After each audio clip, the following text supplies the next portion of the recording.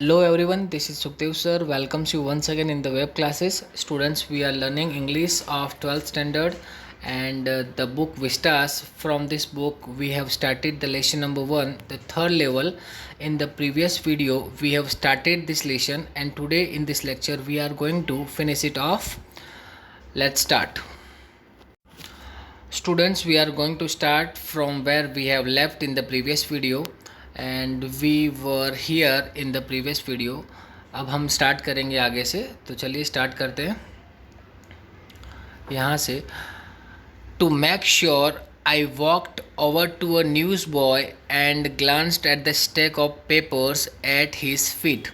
Means third level पे Charlie भाई पहुंच चुके हैं. वहाँ का उनको अनयूजुअल अनकॉमन जो एटमॉस्फेयर दिखा, उनको लगता है कि ये जो है अलग ही दुनिया में पहुंच चुके हैं. उनको लगता है कि मैं काफ़ी स्ट्रेंज लग रहा है सब कुछ. तो उन्होंने सब कंफर्म करने के लिए वो थोड़ा सा आगे गए और वहाँ पर उनको एक न्यूज़ बॉय दिखाई दिया, a person who is selling newspaper. तो एक स्टैक का मतलब न्यूज़पेपर का वहाँ पर एक ढेर लगा हुआ था और वहाँ पर न्यूज़पेपर रखे हुए थे उसके पाँव के पास में. इट वॉज द वर्ल्ड, और न्यूज़पेपर का नाम उन्होंने देखा द वर्ल्ड नाम का. जैसे अभी करंट टाइम में आप देखते हो the times of India, the economic times, वैसे ही न्यूयॉर्क के अंदर भी बहुत सारे न्यूज़पेपर दिखते हैं. तो द वर्ल्ड नाम का न्यूज़पेपर था जो उनके सामने दिखाई दिया. And the world hasn't been published for years. बाद में उनको ऐसा रियलाइज़ हुआ चार्ली भाई को कि ये जो न्यूज़पेपर है द वर्ल्ड, ये तो काफ़ी टाइम पहले पब्लिश हुआ करता था और काफ़ी सालों से बंद पड़ा हुआ है. तो अभी दिख रहा है, उसकी डेट भी लगभग लिखी होगी. The lead story said something about president Cleveland. तो प्रेसिडेंट ही चेंज हो गया. अभी तक हम देख रहे थे कि रूजवेल्ट जो थे अभी की स्टोरी के अंदर वो करंट प्रेसिडेंट थे, और यहाँ पर जो प्रेसिडेंट बता रहे हैं वो है क्लीवलैंड की स्टोरी के बारे में बता रहे हैं. I have found that front page scenes in the public library files and it was printed June 11, 1894. जब उन्होंने न्यूज़पेपर की डेट चेक की तो वो डेट जो थी वो थी 11 जून 1894. मीन्स वो 1890s के दशक में पहुंच चुके हैं. उनको डेट पता चली तो बाद में लगा कि नहीं, मैं बहुत पहले आ चुका हूं. अब देखते हैं आगे क्या होता है. I turn towards the ticket windows knowing that here on the third level at Grand Central I could buy tickets that would take Louisa and me anywhere in the United States we wanted to go. बाद में उन्होंने सोचा चलिए अपने जाते हैं ticket window पे तो कुछ पता चलेगा. तो टिकट विंडो पे पहुँचे तो उनको लगा कि यहाँ पर जो है यूनाइटेड स्टेट्स ऑफ अमेरिका में वो किसी भी जगह पर जा सकते हैं, और वो अपनी वाइफ की टिकट भी लेना चाहते थे कि मैं और लुइसा यूनाइटेड स्टेट्स की कोई भी प्लेस में जा सकते हैं. उन्होंने ऐसा क्यों सोचा? क्योंकि अभी की जो सेंचुरी है वो बहुत इनसिक्योर है, वॉर से फुलफिल्ड है, काफ़ी टेंशन वाला माहौल है. और 1894 में उस टाइम पर काफ़ी शांत वातावरण हुआ करता था, पीसफुल एटमॉस्फेयर था. वहाँ के लोग एकदम शांति प्रिय लोग थे, आराम से अपनी लाइफ जीते थे, किसी की लाइफ में कोई इंटरफेरेंस नहीं हुआ करता था. तो चार्ली भाई ने सोचा कि मैं अगर थर्ड लेवल पे पहुँच चुका हूँ तो क्यों ना मैं 1894 में आ जाऊँ, मैं और मेरी वाइफ के साथ, और मैं आराम से अपनी लाइफ निकालूँ. तो टिकट विंडो पे पहुँचे तो वहाँ उनको पता चला in the year 1894 and I wanted 2 tickets to Galesburg Illinois. Galesburg Illinois ये जो है New York United States of America में एक बहुत ही पीसफुल जगह है. वहाँ पर काफ़ी अच्छी अच्छी चीज़ें देखने को मिलती है. मीन्स मान लो कि शिमला मसूरी जैसे अपने सिटीज़ हैं, वहाँ पर हर कोई जाना चाहता है, रहना चाहता है, क्योंकि पीसफुल सिटीज़ है. तो वैसे ही जो है न्यूयॉर्क में एक सिटी है गैल्सबर्ग इलियनॉइस, तो वहाँ ये अपनी और लुइसा की टिकट करवाना चाहते थे.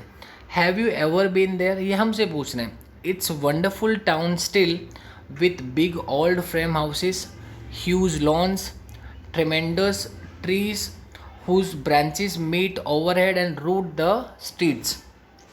वहाँ का एटमॉस्फेयर बता रहे हैं, वहाँ किस टाइप की चीज़ें हैं. काफ़ी बड़े बड़े घर हैं, ह्यूज लॉन्स मतलब छोटे छोटे जो गार्डन्स होते हैं, लाइक बगीचा अपने घर के सामने होता है, तो बड़े बड़े लॉन्स भी थे वहाँ पर. And tremendous trees whose branches meet overhead and roof the streets. जो स्ट्रीट है वहाँ के रास्ते हैं वो इतने बड़े बड़े ट्रीज है कि एक पूरा रूफ दे सकते हैं। लाइक अभी आप कोई ग्रीनरी वाली प्लेस पे जाओगे तो रोड जहाँ होते हैं उनके दोनों तरफ ट्रीज होते हैं और पूरा पूरा उस रोड का जो रूफ बना के रखते हैं, कवर करके रखते हैं, ताकि वहाँ पर एकदम शेल्टर रहे, छाया रहे। And in 1894, summer evenings were twice as long, and people sat out on their lawns, the men smoking cigars and talking quietly. और उस टाइम पर जो है समर की जो इवनिंग्स हुआ करती थी काफ़ी लंबी होती थी। लंबी इन द सेंस मतलब लोग आराम से बैठ के टाइम अपना स्पेंड करते थे। मेंस लोग जो है सिगार स्मोक करते थे और आराम से बैठ के बातें करते थे। The woman waving palm leaf fans, नहीं वो पुराने टाइम में आपने देखा होगा प्रिंसेस जो क्वींस हुआ करती थी वो पत्तों से वेव कर करके फैंस की तरह हवा लाती थी। With the fireflies all around in a peaceful world to be back there with the first world war still 20 years off and the second world war over 40 years in the future. उनके कहने का मतलब ये है कि गैल्सबर्ग इलियनॉइस 1894 वहाँ पर अभी भी वर्ल्ड वॉर को होने में 20 ईयर्स बाकी है, सेकेंड वर्ल्ड वॉर को 40 ईयर्स बाकी है। मतलब जितने भी कंट्रीज़ है उनका आपस में कोई भी किसी भी टाइप का डिस्प्यूट नहीं है, सब लोग शांति से रहते हैं, बिना टेंशन के रहते हैं। तो क्यों ना मैं ऐसी जगह पर जाऊं जहां पर अभी वर्ल्ड वॉर नहीं हुआ है और शांति से हम हमारी लाइफ आराम से निकाल सकते हैं। I wanted 2 tickets for that. और वहाँ जाने के लिए उनको 2 टिकट की रिक्वायरमेंट थी। एक तो खुद जाना चाहते चार्ली भाई और दूसरे जो है उनकी वाइफ लुइजा के साथ जाना चाहते थे। तो चलिए देखते हैं वहाँ का एटमॉस्फेयर क्या बोलता है। यहाँ से हम स्टार्ट करते हैं। The clerk figured the fare, he glanced at my fancy hat band, but the figured the fare and I had enough for 2 coach tickets. One day, when I counted out the money and looked up, the clerk was staring at me.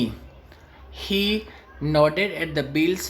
That ain't money, mister. अब जो है ticket window पे गए तो वहाँ का clerk जो है वो फेयर कितना किराया है वहाँ का टिकट से जाने का, तो वो सब देख रहे थे। और हमारे चार्ली भाई ने सोचा कि 2 टिकट के पैसे तो मेरे पास है ही, टेंशन वाली कोई बात नहीं है। तो चार्ली ने जैसे ही पैसे निकाले काउंट करने के लिए, टिकट लेने के लिए, तो क्लर्क ने उसको घूर घूर के देखना शुरू कर दिया। क्लर्क उसको घूर घूर के देखने लगा और जैसे ही क्लर्क ने कुछ बोला तो उसने बोला मिस्टर ये पैसे नहीं है, क्योंकि 1894 की करेंसी और अभी की करंट करेंसी दोनों में काफ़ी ज़्यादा डिफरेंस है। अभी की मनी तो आप देखते ही हो कैसे होते हैं, और उस टाइम की जो करेंसी है वो थोड़ी ओल्ड करेंसी हुआ करती थी। तो अभी की करेंसी और पहले की करेंसी में काफ़ी फ़र्क था। तो उन्होंने बोला ये पैसा नहीं है, उनको कागज़ जैसे ही लगा होगा, पेपर लगा होगा कुछ, बोले ये करेंसी नहीं है। He said if you are trying to skin me you won't get very far. तो क्लर्क ने क्या बोला, अगर तुम मुझे बेवकूफ़ बनाने की कोशिश कर रहे हो तो तुम ज़्यादा दूर तक नहीं जा पाओगे, मतलब मुझे बेवकूफ़ नहीं बना पाओगे। And he glanced at the cash drawer beside him. Of course the money was old style bills, half again as big as the money we use nowadays, different looking. अभी जैसे मनी है, अभी जो करेंसी है वैसी हुआ करती थी, लेकिन थोड़ा स्टाइल अलग था। करेंसी ओल्ड थी ना, ओल्ड करेंसी थी, इसलिए अभी की जो करेंसी उसको रिकॉग्नाइज नहीं कर सकते हैं, उतना उसको अथॉरिटी नहीं थी उनके पास। I turned away, got out fast, there is nothing nice about jail even in 1894। तो चार्ली भाई ने सोचा यार 1894 में जाना तो ठीक है, वहाँ जाने का सोचा हूँ, वहाँ जाऊँगा तो बहुत अच्छा है, लेकिन जेल में जाना बेटर नहीं है। चलेगा 1894 में नहीं जाऊँगा, गैल्सबर्ग इलिनॉइस में नहीं जाऊँगा, लेकिन मुझे जेल में भी नहीं जाना, क्योंकि वो करेंसी जो थी उस टाइम पर वैलिड नहीं थी अभी की जो करेंसी है। तो उन्होंने सोचा कि चलो यहाँ से निकल लेते हैं, फटाफट वहाँ से भाग लेते हैं। आगे देखते हैं। And that was that I left the same way I came.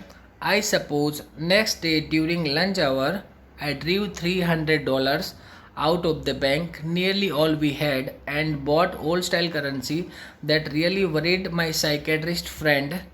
You can buy old money at almost any coins dealers, but you have to pay a premium. My $300 bought less than 200 in old style bills, but I didn't care.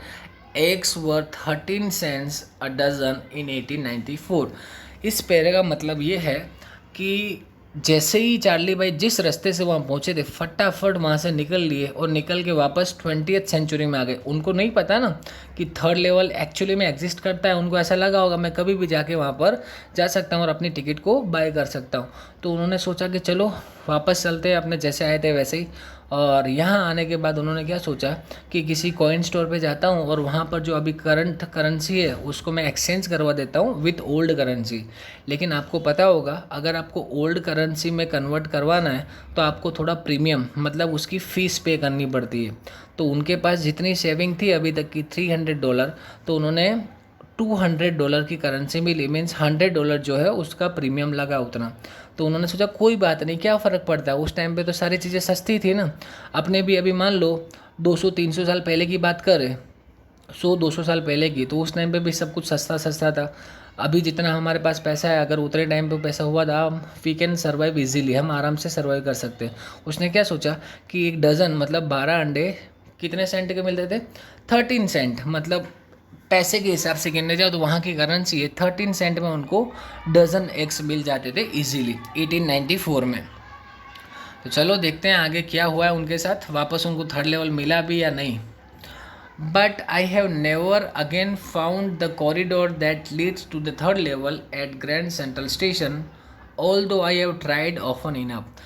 लेकिन जब currency change करवाने के बाद फिर से वो वहाँ पर गए, करेंसी चेंज करवाने के बाद फिर से वहाँ पर गए, तो उस टाइम पे उन्होंने थर्ड लेवल को ढूंढने की बहुत कोशिश की, लेकिन he was not able to find out the third level. Third level उसको फिर से मिला ही नहीं। Louisa was pretty worried when I told her all this and didn't want me to look for the third level anymore. And after a while I stopped. I went back to my stamps, but now we are both looking every weekend because now we have proof that the third level is still there। अब दोनों husband wife बात कर रहे थे तो उसकी wife को फिर से टेंशन आ गया। बोले यार ये कैसा इंसान है, मानता ही नहीं, थर्ड लेवल नाम कुछ होता नहीं है। लेकिन चार्ली ने जो बातें बताई तो उसकी वाइफ को थोड़ा कन्विंस तो होना पड़ेगा ना। तो लेकिन वो लोग क्या करते थे, फिर से अपने स्टैम्प कलेक्शन की हॉबी में लग गया, रूटीन वर्क पे आ गया। लेकिन वीकेंड सैटरडे संडे को वो दोनों मिल के थर्ड लेवल को ढूंढते थे, लेकिन अभी तक उनको थर्ड लेवल मिला नहीं है। My friend Sam Weiner disappeared. और इतने में क्या हुआ, जो उनका साइकेट्रिस्ट फ्रेंड था सैम वीनर, जिसके बारे में शुरुआत से आपको बता रहा हूँ, तो सैम जो है गायब हो गया, डिसअपियर हो गया, पता नहीं वो कहाँ गया, मिल ही नहीं रहा किसी को। Nobody knew where, but I sort of suspected because Sam is a city boy and I used to tell him about Galesburg. I went to school there and he always said he liked the sound of the place and that's where he is all right in 1894। तो यहाँ पर जो है Charlie भाई को ऐसा लगता है कि मैं जब भी सेम के पास जाता था तो हमेशा गेल्सबर्ग की बातें करता था, गेल्सबर्ग इलिनॉइस जो 1894 थर्ड लेवल में जाके आया हुआ है ना, तो सैम के साथ जाके डिस्कस करता था ये सारी चीज़ें। तो जो सैम है वो भी गेल्सबर्ग से ही बिलोंग करता है, लेकिन अभी 20th सेंचुरी का है, पहले के टाइम का नहीं है। तो हो सकता है कि मैंने उसको बताया है और उसने थर्ड लेवल ढूंढ लिया, उसको थर्ड लेवल मिल गया हो और वो सीधा सीधा थर्ड लेवल में पहुंच गया है। ऐसा किसको सस्पेक्ट लग रहा है, चार्ली मन ही मन में सोच रहा है कि हो सकता है ऐसी चीज़ें हो सकती है, वरना सैम विनर गया कहाँ, दिख ही नहीं रहा, किसी को मिल ही नहीं रहा है। तो चलो आगे देखते हैं क्या है। Because one night fussing with my stamp collection I found, well do you know what a first day cover is। आपको बता चुका हूँ प्रीवियस वीडियो में फर्स्ट डे कवर क्या होता है। When a new stamp is issued, फिर से देख लो, stamp collectors buy some and use them to mail envelopes to themselves on the very first day of sale and the postmark proves the date। बराबर। तो first day cover जैसे issue होता है तो issuer जो होता है वो अपने आप को मेल कर देता है ताकि उसके पास वो चीज़ें स्टोर होके पड़ी रहे। The envelope is called a first day cover, they are never opened, you just put blank paper in the envelope. उनको कभी खोला नहीं जाता है। जिसकी स्टैम्प कलेक्शन की हॉबी है वो क्या करेगा, उसको कलेक्ट करके रख देगा एज अ प्रूफ कि मेरे पास स्टैम्प्स रखे हुए हैं, जैसे जैसे नए नए इश्यू आते हैं वैसे वैसे मैं स्टैम्प्स कलेक्ट करता रहता हूँ। आगे देखते हैं क्या है। That night, among my oldest first day covers, I found one that shouldn't have been there. अब वो अपने स्टैम्प्स चेक कर रहा था, तो उस टाइम पर उसको ऐसा अनयूजुअल अनकॉमन स्टैम्प मिला जो उसने कलेक्ट ही नहीं किया। बोले ये यहाँ नहीं होना चाहिए, किसने वहाँ पर रखा है, क्या है, उसको कुछ आइडिया नहीं उस बारे में। बट देयर इट वॉज, फिर भी था। It was there because someone had mailed it to my grandfather at his home in Galesburg. That's what the address on the envelope said. उस एनवलप पे जो एड्रेस लिखा हुआ था कि ये जो स्टैम्प है, हो सकता है कि गेल्सबर्ग इलिनॉइस में 1894 में किसी ने मेरे ग्रैंडफादर को मेल किया हो, किसी ने मेरे ग्रैंडफादर को मेल किया हो, और ये वहीं का स्टैम्प मुझे लग रहा है। And it had been there since July 1894। The postmark showed that, yet I didn't remember it at all. The stamp was a 6 cent, dull brown, with a picture of President Garfield. Naturally, when the envelope came to Garfield in the mail, it went right into his collection and stayed there till I took it out and opened it. ये बताया गया stamp किस type का था, डल brown colour का था, 6 Saint price थी उसकी, और उस टाइम के प्रेसिडेंट गार्डफील्ड थे, और ये मेल वहाँ पर रखा हुआ था। The paper inside wasn't black, I read. और उसके अंदर नॉर्मली जो पेपर है ब्लैंक पेपर रखा जाता है, लेकिन उसके अंदर जैसे उसने ओपन किया उसमें ब्लैंक पेपर नहीं था, उसके अंदर एक नोट मिला, एक लेटर मिला। देखते हैं उस लेटर के अंदर क्या है। थोड़ा और ऊपर कर देता हूँ, थोड़ा नीचे, हाँ। 1941 Willard Street, Galesburg Illinois, July 1894। Charlie के लिए लेटर है। I got to wishing that you were right. मुझे ऐसा लगता है, या मुझे ऐसा लगना चाहिए था कि मुझे तुम्हारे पर भरोसा करना चाहिए कि तुम सही हो। Then I got to believing you were right. और काश मैंने उस टाइम पे मान लिया होता कि तुम शायद सही हो। And Charlie, it's true, I found the third level. और चार्ली, ये बात सही है, मैंने थर्ड लेवल ढूंढ लिया है। I have been here 2 weeks right now. अभी मैं 2 weeks से वहीं पर हूँ। Down the street at the Dalys someone is playing a piano and they're all out on the front porch sing Nellie home. Sing Nellie home एक song बज रहा है वहाँ पर, और सब लोग बाहर बैठे हुए हैं। And I am invited over the laminate. Laminate मतलब एक जूस है, उसको पीने के लिए इनवाइट किया गया। Come on back Charlie and Luisa, keep looking till you find the third level, it's worth it, believe me. ये जो लेटर है, एंड लास्ट में लिखा है this note is signed by Sam. जो उसका फ्रेंड मिस हो गया था, डिसअपियर हो गया था, गायब हो गया था, लापता था, वहाँ से जो स्टैम्प उसको वहाँ पर मिला था, उसके अंदर एक लेटर मिला है। और लेटर में क्या बोला है कि चार्ली भाई, मैं थर्ड लेवल पे पहुंच गया हूँ, मुझे तुम्हारी बातों पर विश्वास करना चाहिए था, मैंने मजाक मजाक में सब निकाल दिया, लेकिन मैं एक्चुअली में थर्ड लेवल पे पहुंच गया हूँ, और यहाँ पर 2 week से रह रहा हूँ, और काफ़ी अच्छा एटमॉस्फेयर है। तुम और Louisa keep looking for third level, there is a third level at Grand Central Station. ऐसा सेम जो उसका साइकेट्रिस्ट फ्रेंड था उसने बताया।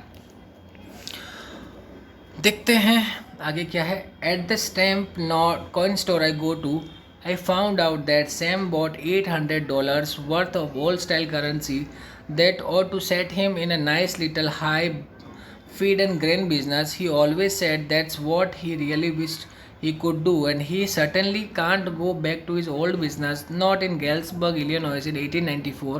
His old business? Why, Sam was my psychiatrist. अब जहाँ से वो करेंसी चेंज करता है चार्ली भाई, वहाँ पर गया चेंज करवाने के लिए, तो वहाँ से उसको पता चला, ही केम टू नो कि सैम यहाँ आया था, उसने $800 की ओल्ड करेंसी ली थी। और $800 की currency means a huge amount in that time, 1894। उस टाइम पर काफ़ी बड़ा अमाउंट हुआ करता था। और सैम का ऐसा एक ड्रीम था कि वो छोटा सा बिजनेस करे। यहाँ लिखा हुआ देखो बिजनेस किसका, फीड एंड ग्रेन बिजनेस, मतलब जो चारा होता है ना, घास चारा, उसका और अनाज का बिजनेस उसको करना था। और वही वो कर सकता था, क्यों? क्योंकि उसका जो एक्चुअल प्रोफेशन था वो तो साइकेट्रिस्ट था ना।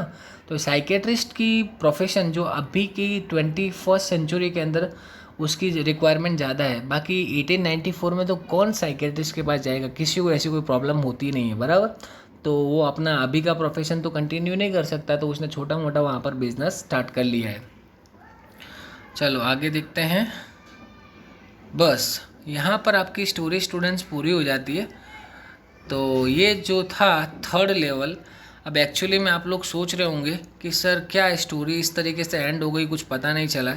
तो मैं आपको बता दूं, यहाँ पर जो है चार्ली, ये स्टोरी जिस तरीके से एंड हुआ है उस स्टोरी के अंदर ऐसा है, या तो वहाँ पर एक्चुअली में थर्ड लेवल है, अभी कंफर्म नहीं है, कहीं पर भी ऐसा कंक्लूजन दिया हुआ नहीं, यहाँ तो वहाँ पर थर्ड लेवल है, या फिर चार्ली जो है सारी चीज़ों को इमेजिन कर रहा है ताकि वो प्रूफ के साथ बता सके किसी को कि वहाँ पर एक्चुअली में थर्ड लेवल है। क्योंकि वो आज के परेशान वाले ज़माने में रहता है। आज की जो टाइमिंग है इनसिक्योरिटी वाली, वॉर वाली, फियर वाला एटमॉस्फेयर है, तो इन सब चीज़ों से बचने के लिए हो सकता है कि वो इल्यूजनिव मतलब उलझन वाला उसने एटमॉस्फेयर अपनी लाइफ में क्रिएट कर लिया है, तो जिसकी वजह से इन सब चीज़ों से बाहर नहीं निकल पा रहा है।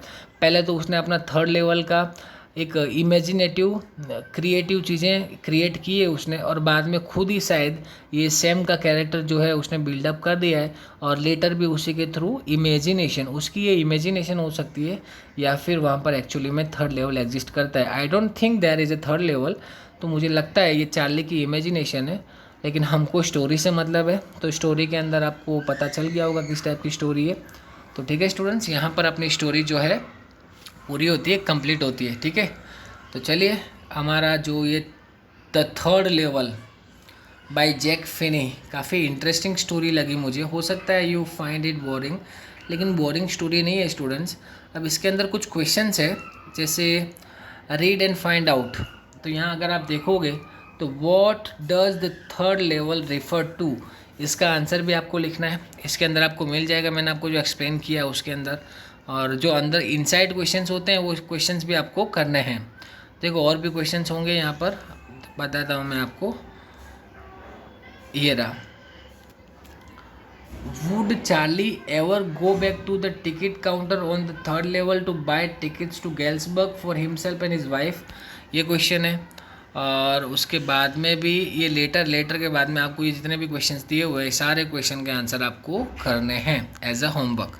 ठीक है, स्टोरी को अच्छे से लर्न कर लेना, बराबर अच्छे से समझ लेना। If you find anything confusing then you can contact me, you have my number, you can call me, you can WhatsApp me, so I will solve your problem. ठीक है students, till then that's enough for today. Take very good care of yourself, stay home, stay safe.